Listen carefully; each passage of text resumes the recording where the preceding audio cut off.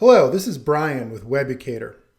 In this video, I'm going to show you a solution that Artem Turin came up with for how to deal with merging arrays in JavaScript, some do's and don'ts.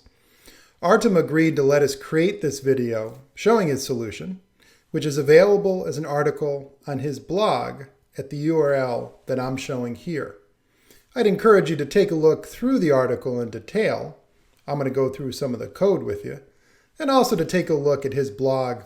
There's some great posts there in addition to this one on JavaScript and some other front-end topics.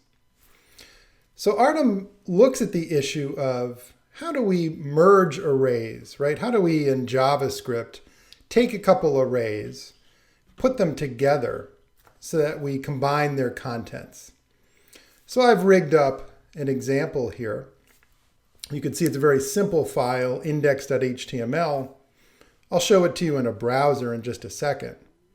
And on line 2, there I've got a variable called target, which is an array with a name value pair value 1. And then data, you can see, is another array with 2 elements this time. It's got a first element value 2 and a second element value 3. And then lastly, on line 4 there, you can see that I'm assigning link, this other variable, to have the value of target, to be equal to target, whatever that means in JavaScript. And then in line 6, one way I might go about concatenating target and data, that is target, the single element array, with data, the 2 element array, into target, making it a 3 element array. Now what happens? Well, to find out, I've rigged up just some writing to the screen, those document.write statements on lines 8 through 12. Simply print to the screen the value of target, and I've used json.stringify as an easy way to be able to print the values of the individual fields. You'll also notice that on lines 9 and 11, I'm simply printing to the screen a horizontal rule, just to be able to separate information effectively, clearly, so I can see it as I look. In Artem's example, he used console.log. I'm using this printing to the screen rather than to the browser's console, just to make it easier for me to show you what's going on. So if I look at index.html, just running locally on my laptop here, you can see that on the very first line there, target is printed to the screen with 3 elements, value 1, value 2, value 3. You can see on the second line, link has value 1. And then when I ask the question, are they equal, I get an answer of false. If I look back at the code, on line 8, that's the printing of target, this first line. On line 10, that's the printing of link, this second line. And on line 12, are they equal? I'm using the 3-headed equality sign. Are they actually equal both in value and in what they are, right? Their class, object, type, etc. So you notice I get behavior that I might not want, right? On line 4, when I set link equal to target, I might want to preserve that relationship. Of course, the wanting that you have depends upon the context of your application or what you're trying to do.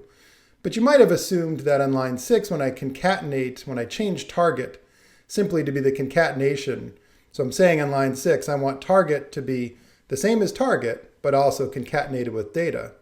In effect, now I lose that link, that association between link and target. You can see that on line 12, right? I'm printing to the screen they're now false, and I can see by their very values that they are not the same. Well, one way to get around that is to use push. So everything's the same here. The assignments of the various arrays, target and data and link, are all the same in the second example as in the first one I just showed you. But now on line 6, instead of, as I had before, setting target equals target.concat, now I'm using target.push.apply I want to push data onto target, right? Tack it on to the end. Now if I look at index-1, you see that we've preserved the connection between link and target, that after target is changed, with no changes to link, link maintains its association. I've not broken the relationship, the pointers pointing to the same value as it were. And you can see that I get equal true on that last line. That's being performed on line 12 by that document.write. Artem also suggests another way to do this, to use the array class, the built-in array class in JavaScript, array.prototype.push.apply of target, comma, data, setting target to be equal to whatever target was and with data pushed onto it, exactly the same. So if I look at index-1, here's index-2. So these two statements, they're on line 6 and on line 6 are exactly the same. He also makes a helpful note that if I do this with a whole bunch of elements, this is index-3, notice that on line 3 I have r.push.apply, and now I'm pushing a new array of 130,000 elements. If I take a look at that, nothing printed to the screen. Of course, I didn't print anything to the screen, but you notice down here in the console, I've exceeded the call stack size, right? I've just chewed up the ability of my browser to handle that. So a good thing to keep in mind. And lastly, if you look back on his article, his post, you notice he has a question about what is the value of r after we do this? And if I look at what I've called index-4, if on line 2 I set this variable r, arr, equal to a 3-element array with values 1, 2, and 3, notice I've changed it here. Let's take a look at this first. I set on line 6 a.push of 4, and I call the function on line 9. So on line 3, I've created a function, I've defined a function called f, which takes a single parameter a. On line 9, I'm invoking that function f, and I'm passing in for a, the array that I assigned, that I established, that I created on line 2, called arr. So on line 9, I say f of arr, and then I write to the screen on line 11 after function.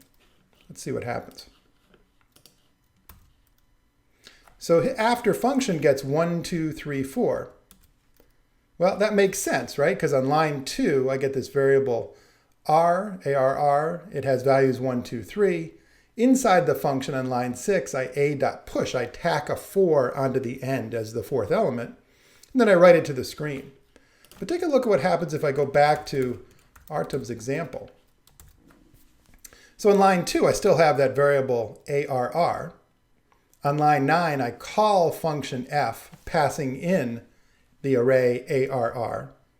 On line 5, I set a, that is the named parameter, equal to the empty array.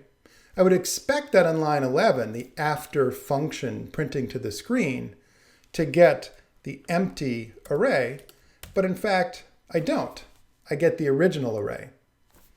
What's happening is something to keep in mind, that again, Artem helpfully points out, is that when I do an assignment inside an array based on the named value, the named parameter, in effect, I'm breaking the association, similar to what was happening before in the earlier examples we saw. I'm breaking the association between that named parameter, that formal parameter, and the actual parameter being passed in for it. So all great stuff to keep in mind. Hopefully nothing too earth-shattering, but good stuff to keep in mind as you're working with JavaScript on front-end coding. Certainly thanks again to Artem for the inspiration for this video, and I'd encourage you to check out his blog for some more articles on useful JavaScript and other front-end topics.